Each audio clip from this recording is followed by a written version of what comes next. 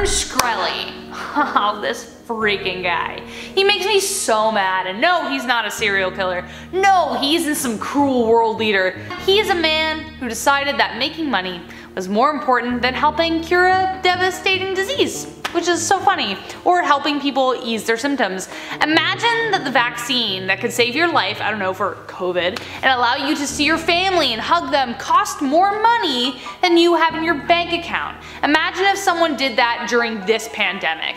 We wouldn't be happy, would we? Now you know where I'm going with this. Martin Shkreli is the creator and founder of Turing Pharmaceuticals and acquired 62 Daraprim in 2015. Daraprim is used to treat a life-threatening parasitic disease and prevents toxoplasmosis in patients with HIV.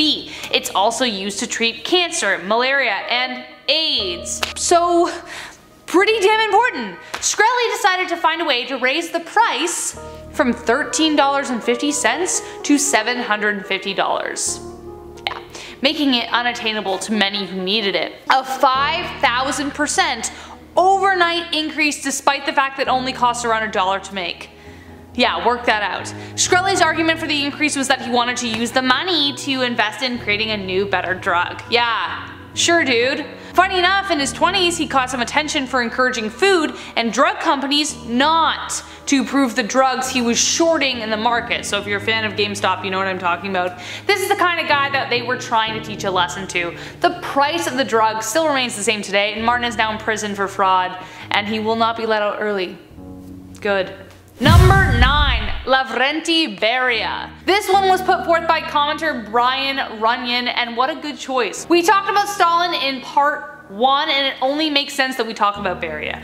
Aside from the ruler himself, Beria was the most hated man in the Soviet Union. When Stalin passed away in 1953, the horrors of his rule were far from over, and Beria can be thanked for that.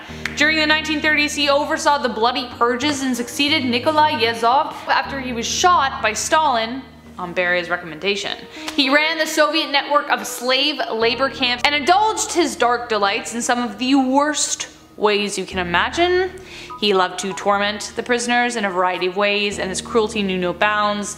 I can't go into detail without being bleeped to heck, so you can imagine. After Stalin's expiration, he took over state security and internal affairs, which put him in control of the secret police, leading to many people fearing him more than they did Stalin, which says a lot. As a result, conspirators within the party had him forcibly removed and executed, though some believe that he escaped as the events of the arrest are cloudy. Still, a bunch of evil men were scared of an even more evil man, so he must have been that bad, right? Number 8. Ila Koch. Born in Dresden, Germany, Ila hopped on board the German Evil Party campaign pretty early in 1932 and later married Karl Otto Koch. It was this union that would lend her all the resources she desired to satisfy her bloody lust and really macabre Pinterest ideas. By that point, let's just say this power couple makes number 9. Karl was the head of the Sachsenhausen concentration camp, who was later commissioned to build a new concentration camp called Buchenwald. Ila, meanwhile, earned the title of the Witch of Buchenwald due to her sadistic and inhuman tendencies.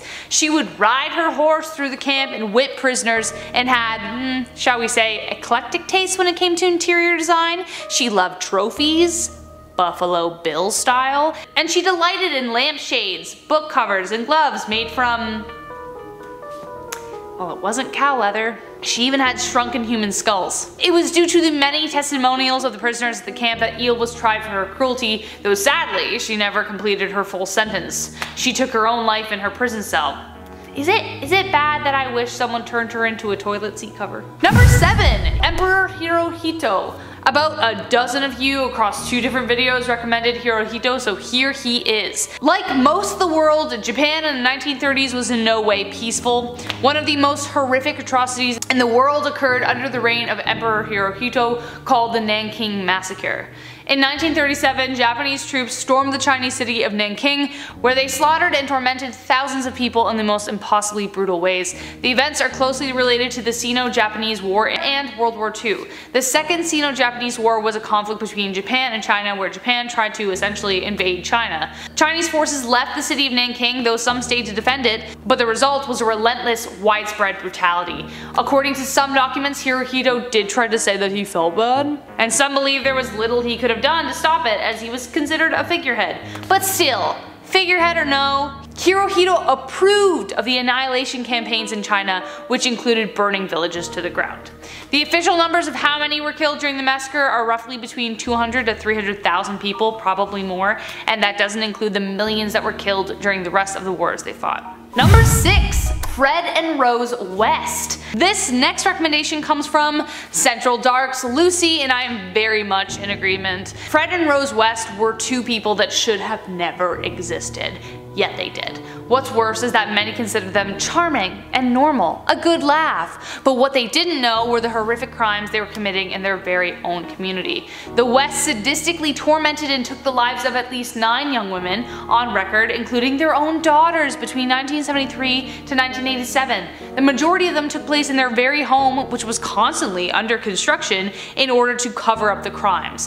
While neighbors thought they were fixing up the garage or the garden, they were instead making their very own graveyard. The victims they took who were not a part of their family, were lured under the guise of needing nannies. Fred took his own life after he was caught, though Rosemary is still living out her sentence. When I asked Lucy why this crime haunts her above others, she had this to say, and I quote, "Just the simple fact that they were hiding in plain sight, neighbors had no idea what was going on, a lot of their crimes they tried to credit to their bad upbringings, which is disgusting to me, just awful, awful people."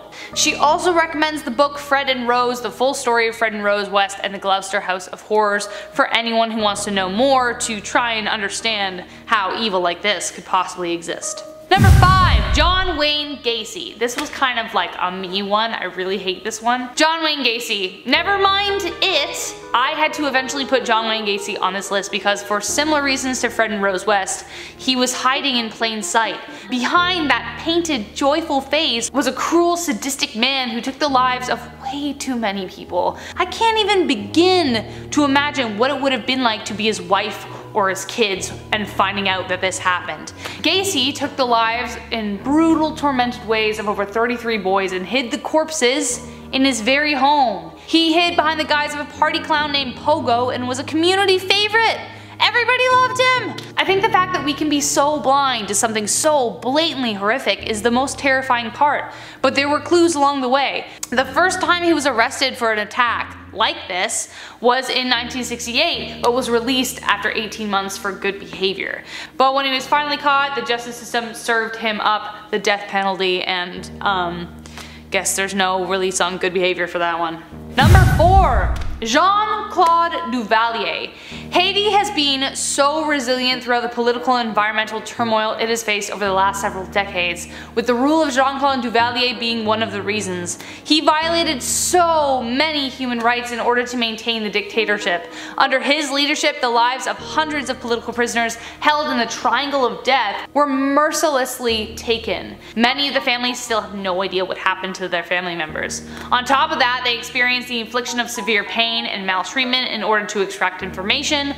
Plus, the reason there were so many political prisoners was due to the heavy restrictions on freedom of association, assembly, and expression, meaning many radio stations and newspapers were closed and journalists were thrown into prison as well. Evidence heavily suggests that in November 1980 he ordered the mass arrest of activists who were later tormented and expelled from the country. Duvalier is responsible for one of the worst examples of mass human right violation, and we wish he just simply never existed. And his father too. Number 3. Harold Shipman. Harold Shipman was responsible for taking the lives of over 260 patients who trusted him. Despite heading into medicine for noble reasons, his mother died when he was 17 and he wanted to dedicate his life to medicine, it had a deadly price. After attending the University of Leeds, he failed his entrance exam, which should have been like a Stop sign right there, but he ended up getting a placement and was fired early on after that because it was discovered that he was forging prescriptions. Another thing that should have stopped him from ever being hired again. But nope, Donnybrook Medical Center and Hyde took him on, and boy was that a mistake. Thankfully, the local undertaker noticed a crucial pattern that probably saved hundreds more lives. He noticed that Shipman's patients were always found sitting or reclined on a couch or sofa, and then on top of that, Angela Woodruff's mother died, leaving behind a will giving everything to Shipman. That was that. Turns out Shipman was lethally injecting each patient before they left his office, giving them just enough time to pass away when they got home. Angela's mother had just been to see Shipman that day, and were it not for Angela, Shipman may have taken many more lives. No one knows why he did it. Perhaps he was trying to avenge his mother's death, or maybe he just liked playing God, who knows. Number 2. H.H. Holmes. Another very popular recommendation, H.H. Holmes. No relation to the fictional and benevolent Sherlock Holmes, though he is the reason behind the name. Dashing and deadly, Dr. Henry Howard Holmes is infamously known for his murder castle that ensnared victim after victim. He was in fact a genius, finishing school at the age of 16 and earning his doctorate by the age of 23, but earning an honest living was far from his mind. In fact, as a child, he showed an interest in medicine by practicing surgery on animals. In medical school, he got into the habit of stealing corpses and conning insurance claims, and as an adult, he conned and worked his way to earning enough money to construct his dream murder castle, or mansion of death. A hotel of labyrinths that led to peril. Each level was booby-trapped with trapdoors, mazes, and chutes that would drop his victims into the basement where vats of acid, quicklime, another version of acid, and a crematorium lay where he would burn the bodies. Like his old medical school days, he also took out insurance policies on his victims to fund his macabre endeavors. Historians still debate how many people he killed, but currently it sits around 200, probably more. Number 1, the chessboard killer. I actually had never heard of this person today before Olivia told me. This next guy was actually a recommendation from our good old buddy, Olivia. Here is why she thinks he is one of the absolute worst and deserves to be on this list. And I quote, I think his quote, "For me, life without murder is like life without food for you. I felt like the father of all these people since it was me who opened the door for them to another world," really sums up how evil he is. He is able to not only justify his killings, but he also feels good and proud of them. When he was caught, he showed no remorse and instead showed a desire to be remembered for the acts. A lot of evil people committed their evil acts with the intention to gain something, but he did it just because he liked it. He knows what he did wrong, but he just doesn't care. Unquote. Yeah, I agree. Alexander Pushkin was built to be a killer, and I truly wish he was never born. Primarily targeting elderly, homeless people, he would lure them to a graveyard to drink on his grandfather's grave, and then beat them to death. He committed the crimes in Bitsap Park, and when he was caught, he confessed his 61 killings and even showed in detail how he accomplished each and every one. When a connection to the supermarket he worked at was revealed and they searched his house, they found a chessboard with numbers on almost each square. Hence the name, the chessboard killer. Coming in at number 10, we have Pope Alexander VI, aka the Borgias. If you want power, don't bother trying to be a king. Becoming the Pope is much more lucrative. Hesitate to put him on this list was that if he didn't exist, we wouldn't have the Borgias, which was a great TV show.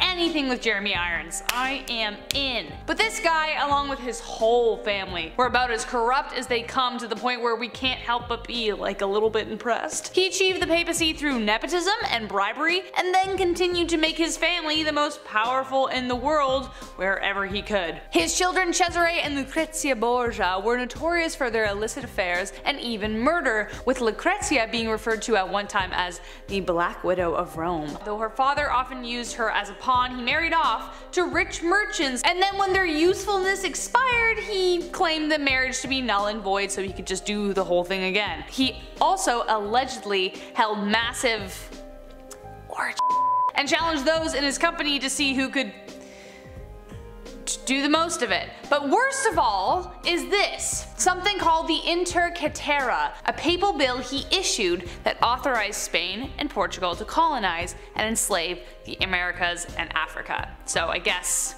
we all know why he's on this list, besides all the rest. Number 9.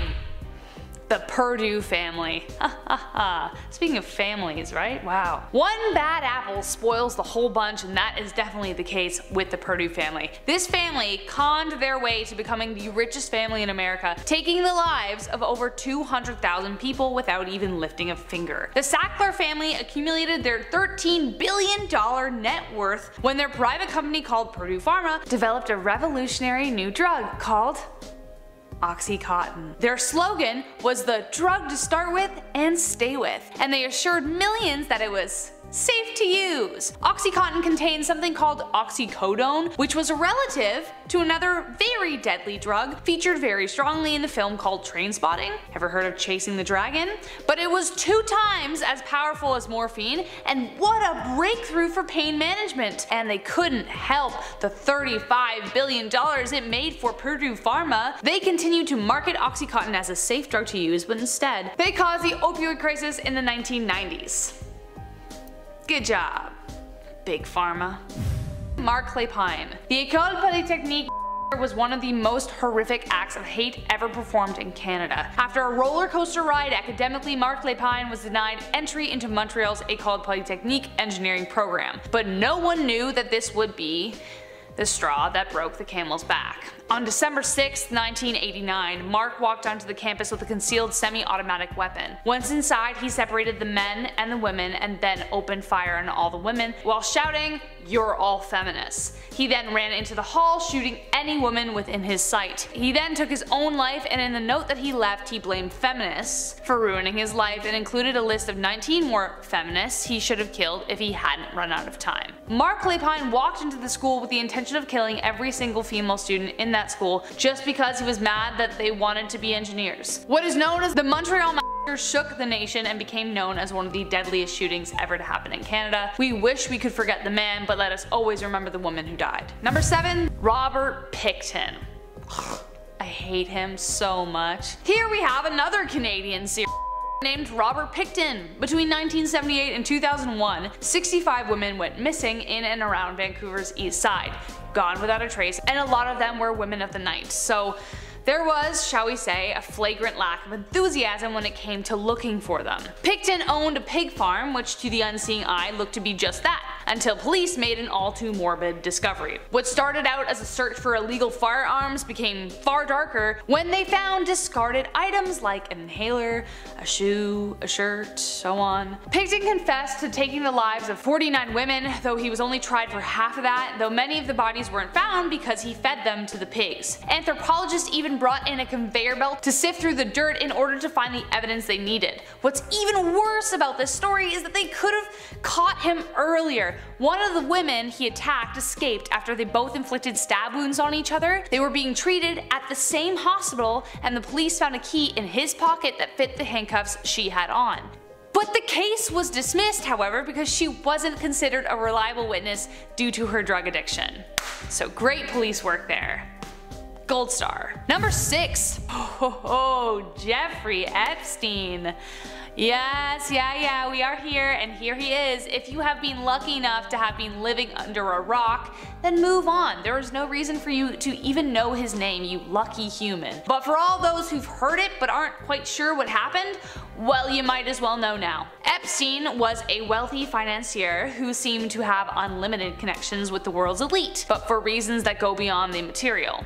Epstein was convicted, to put it lightly, of exploiting and inappropriately taking advantage of female minors. He abused and manipulated young women into recruiting other young women into his circle of exploitation. He would lure them into giving him massages for money, which would turn into... yeah. The authorities compiled a 53-page long indictment that gave a hefty reason for Epstein to be given a lengthy prison term, though prison is where he died. Epstein was found unresponsive in his cell several weeks after he entered prison, and it is believed that he took his own life, though some people suspect foul play. Due to his wealthy connections to people like Prince Andrew, there is a much bigger case here, which makes Epstein the perfect example for someone we wish never existed. Ugh, I hate this guy. Ugh. Number 5. Albert Fish. Ugh. The gray man.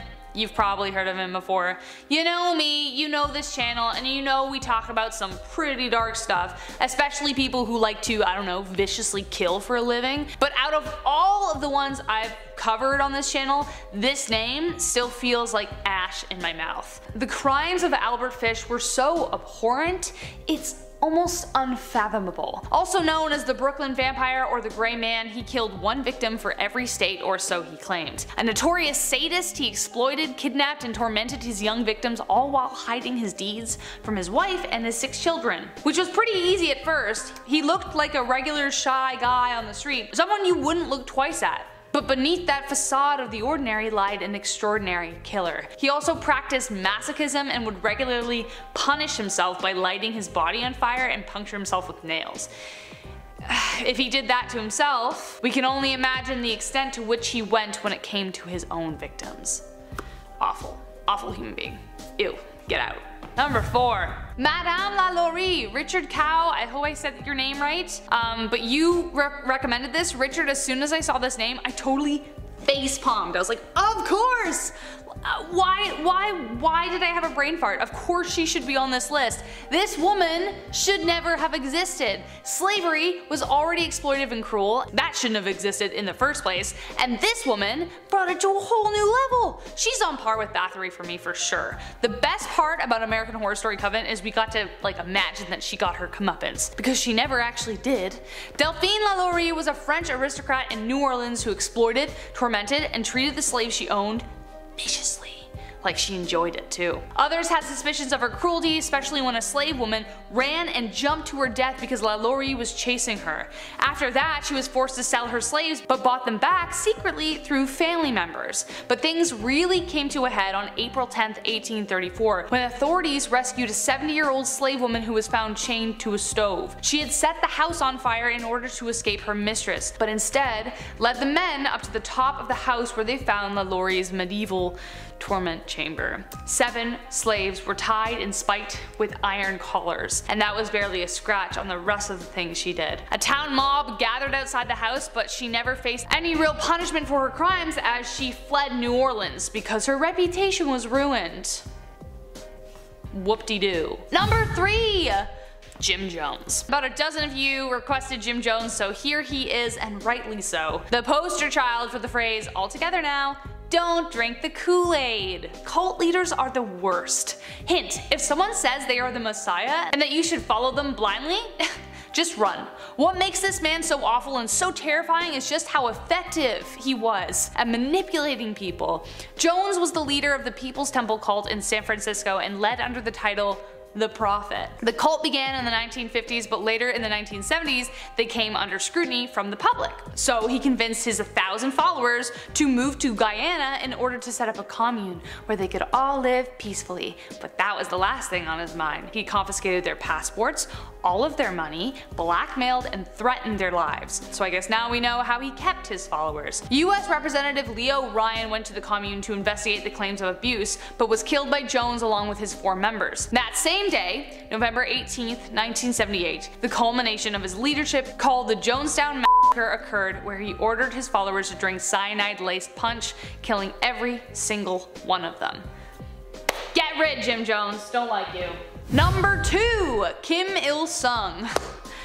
Oh, let's hope no one in North Korea is keeping an eye on this channel, because today we have to talk about the Korean War, which means we have to talk about Kim Il-sung, which means somebody in North Korea right now is probably very upset about this. Kim Il-sung was directly responsible for the Korean War that separated North Korea and South Korea. After World War II, when Japan surrendered, Korea was split in half, the North occupied by the Soviets and the South by the US. Kim was appointed by the Soviets, aka Stalin, remember the first list, to the Provincial People's Committee.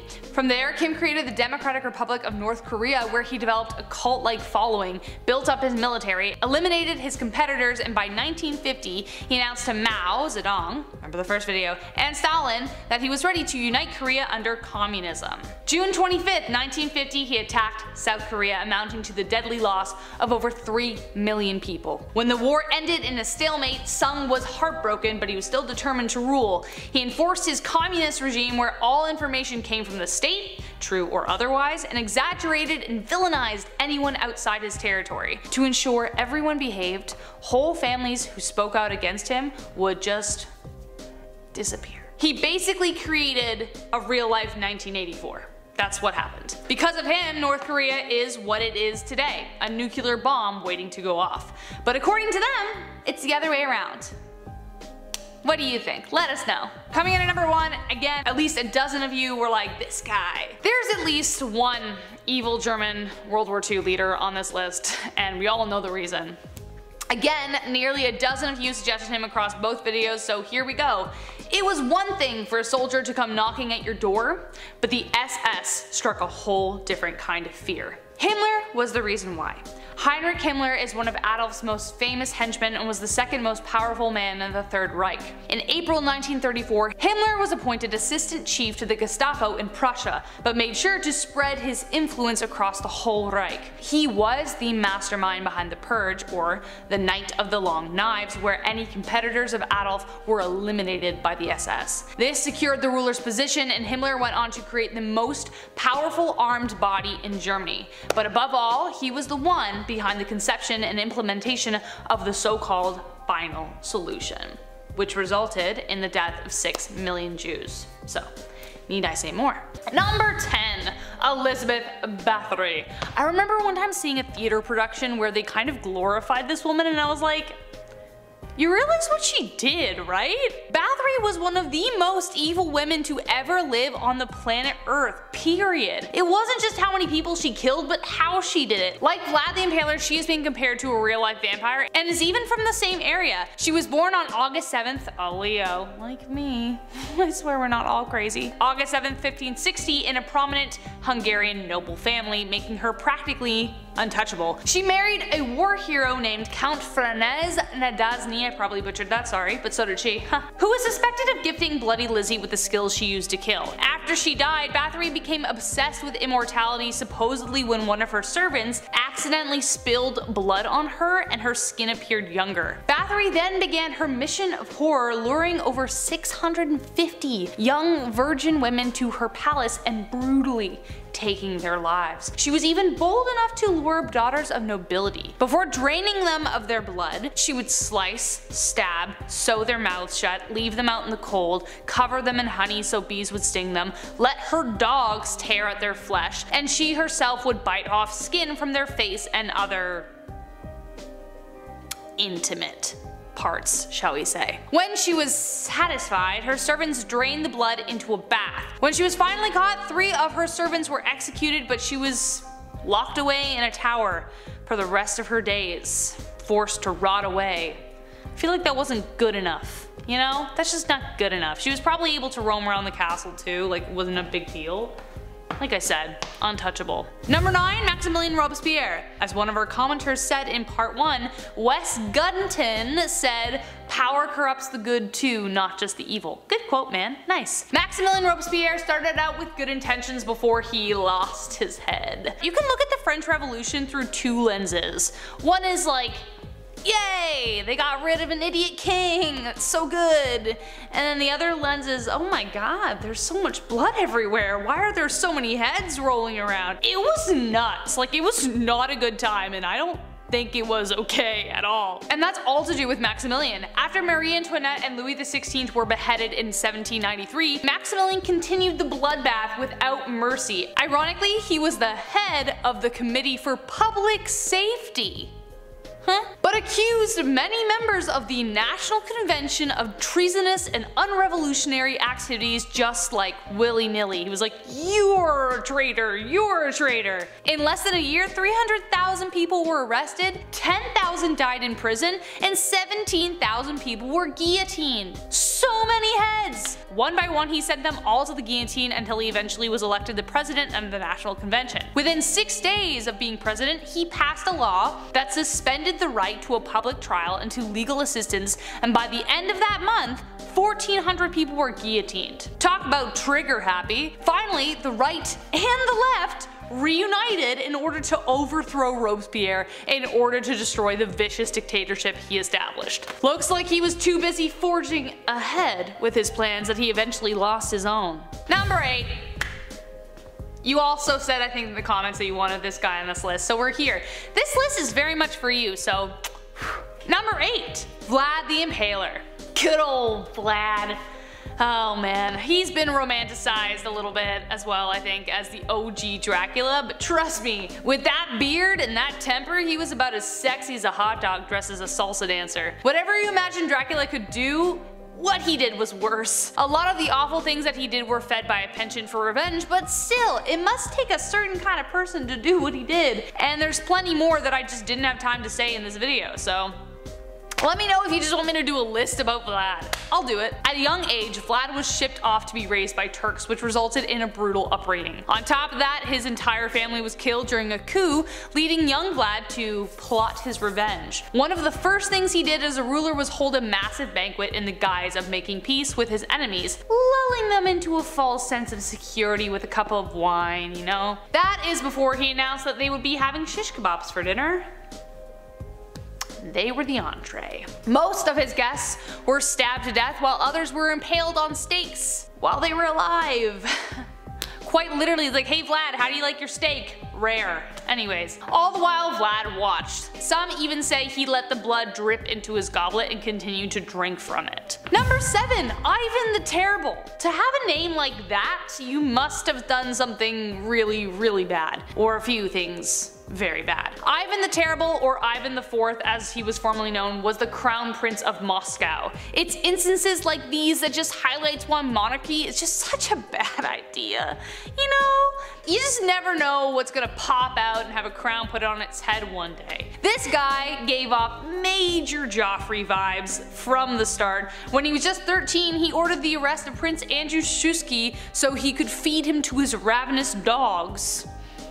Joffrey or Ramsay? Both. Let's say both. He also tortured animals for fun, and if you've been with this channel for a long time, you know what that means. But for a while there, love seemed to have subdued him, for after he married Anastasia Romanova, he was relatively calm for about 13 years until the day she and her son fell ill and died. The reign of terror resurfaced with a vengeance. He formed the notorious Opraninki, a league of soldiers clad in black ordered to murder anyone they deemed traitors to God, even barging into churches during mass. Back at the castle, Ivan engaged in some pretty sadistic acts of sexual nature of both men and women, and married a sum of 8 times, with each wife mysteriously drowning or being sent away to convents. Yeah, he even beat to death his eldest son and his wife, who was pregnant at the time. Needless to say, the world was glad when he left it, though Russia wouldn't recover from years of disarray until Peter the Great took over 100 years later. Rough. Number 6, Bloody Mary. And I'm not talking about the one you see in the mirror, okay? This is an entirely different one. This is like the OG.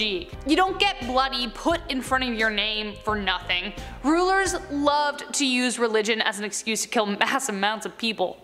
I mean, people still like doing that today for some reason. Anyways, which is why Mary I of England earned the title she did. When her father Henry VIII created the Church of England in order to divorce her mother Catherine so he could marry Anne Boleyn, this essentially bastardized Mary due to the allegations of incest he made against her mother, changing her life for the worse. She was forbidden to see her parents and stripped of her title as princess, but when Anne died, Mary took a lot of convincing to rejoin the court and was named heir to the throne, but she never saw her dad really as the head of the church. She was still a devout Catholic. There are a lot more details, but with the hatred she bore her father when she finally became queen, Mary did everything she could to convert England back to Catholicism and married Philip of Spain. Over the next 3 years, she burned hundreds upon hundreds of Protestants at the stake. Like, again, like, why can't you just kill them? If you want them dead, why do you have to torture them? I don't know.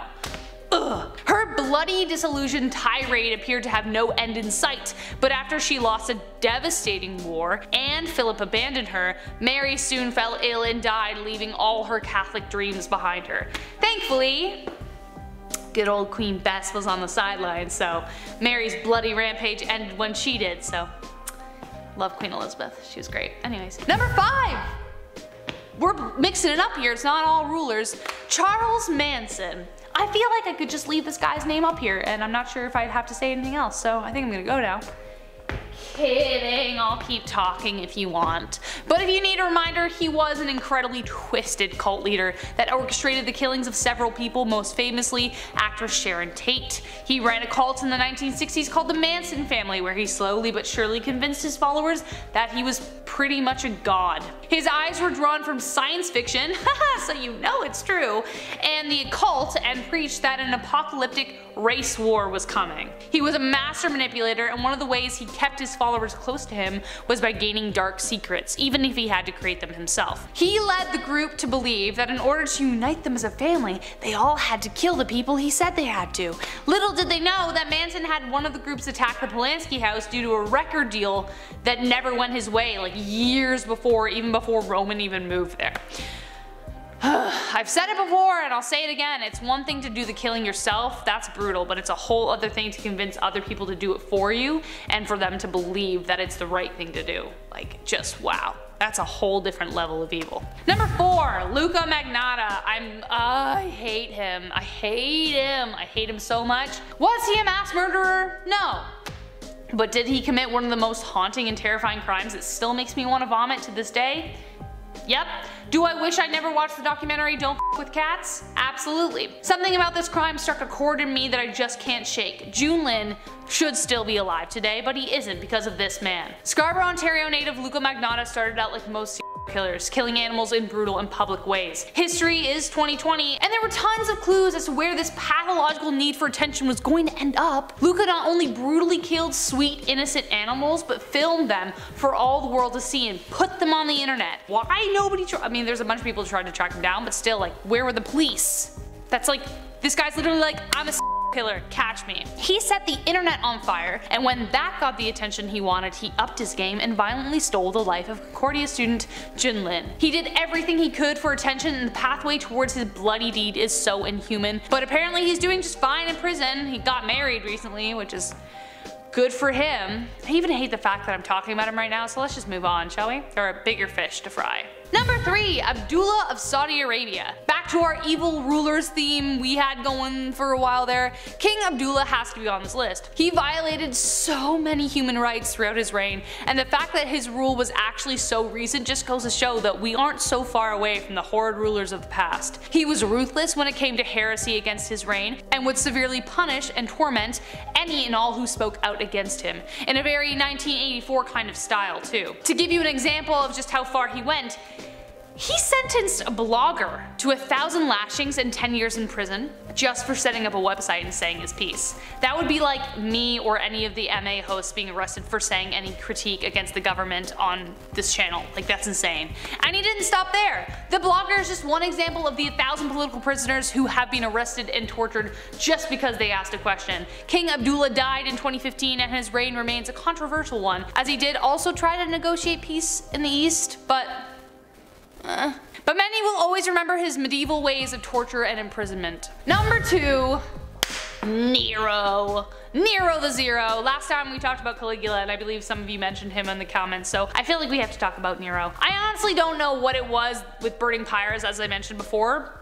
Like, just make it quick, just get it over with. If you want someone dead, why make it slow and awful? But that's because Nero enjoyed watching people burn to death. He just loved it, it was the best. What didn't this guy do? He used burning Christians as lights for his garden, he kicked his second wife to death, he killed his mother and brother to secure his evil rule. The man seemed to delight in cruelty the same way we love eating cake on our birthday. Another common form of punishment was having the criminal tied to a post and torn apart by animals. He had a fascination with animals. He was so weird. What Nero reportedly did to a woman named La Costa, a woman his mother hired to kill his father and brother, will haunt your dreams. He had her assaulted by a specially trained giraffe before she was fed to animals.